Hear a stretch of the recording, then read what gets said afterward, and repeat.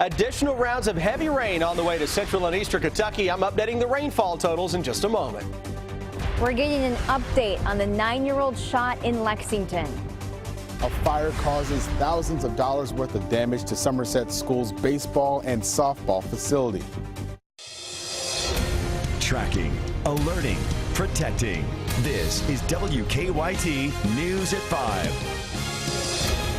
Good afternoon. With temperatures back in the 50s today, most of the record-setting snowfall from last week has melted away. But now another concern is rising. We're keeping an eye on the flood threat as heavy rains return to our forecast. We begin with WKYT Chief Meteorologist Chris Bailey, who's tracking it all for us in the First Alert Weather Center. You know, a lot of folks out there over the past week have gone through some significant flooding problems. Now we start to see more rain creeping back into the weather picture.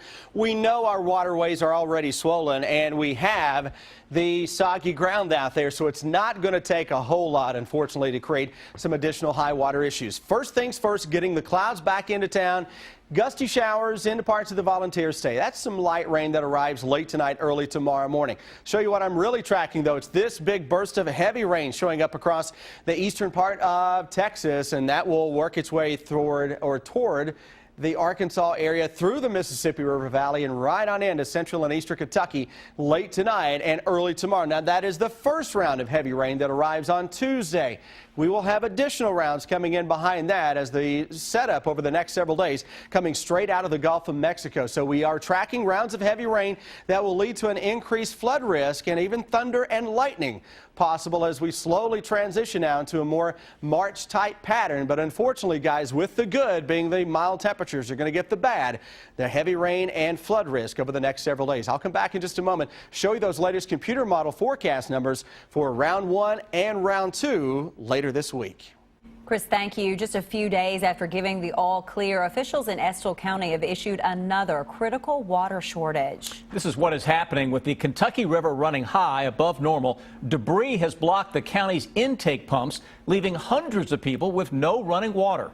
As WKYT's Mike Linden tells us in our top story at 5, emergency managers fear the situation could get even worse.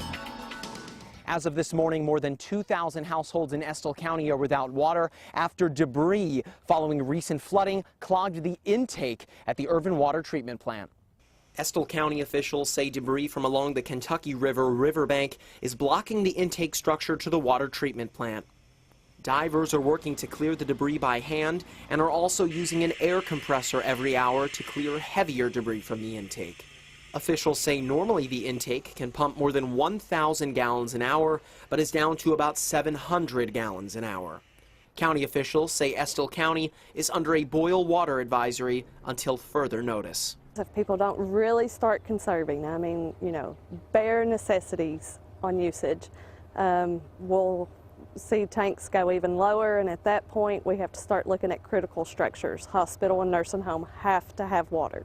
Emergency management officials are urging people to only use water for essential activities. That includes taking a shower instead of a bath, and even then taking one shower maybe every other day in order to conserve. And when it comes to drinking water, to boil it for at least 3 minutes at a rolling boil in order to drink it safely.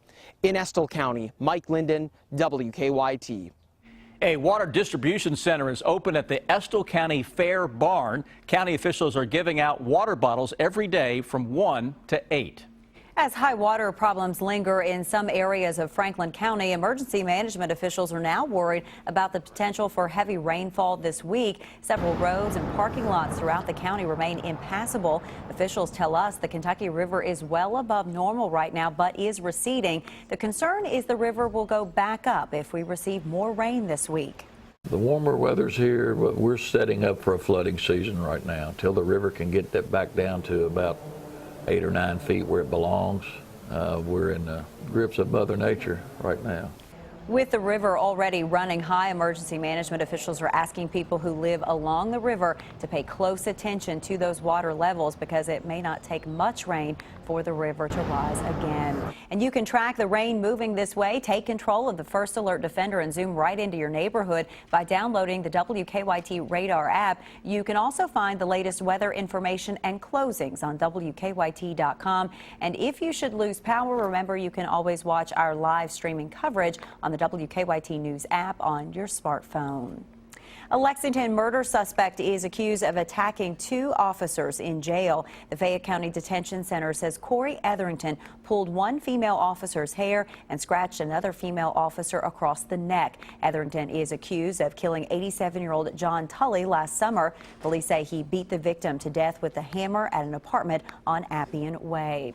Somerset Independent Schools baseball and softball players lost a valuable asset last week. Their field house caught fire and thousands of dollars worth of equipment was destroyed inside. That building allowed players to practice indoors. Now school leaders are sifting through all the damage. Our Sam Smith has a story new at 5.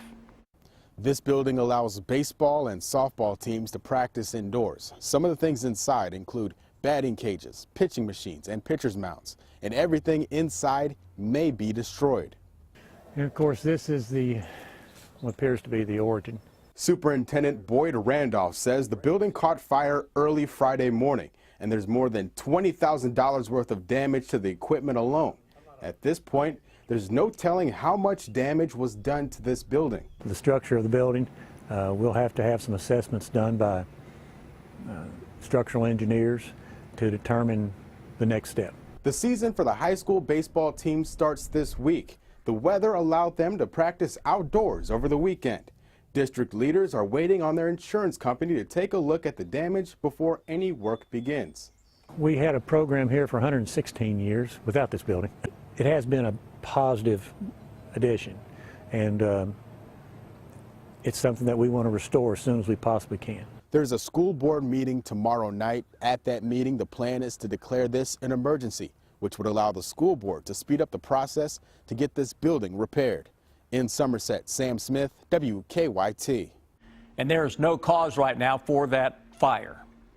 Some Kentucky students could be going to school on Election Day under a bill moving through the state legislature. The Senate Education Committee approved the bill Monday that would allow schools to use Election Day as a snow makeup day. Schools are not usually in session on that day because they're often used for polling places. But after 2 winter storms dumped several feet of snow across the bluegrass, some schools are scrambling to make up the missed days without eating into summer vacations.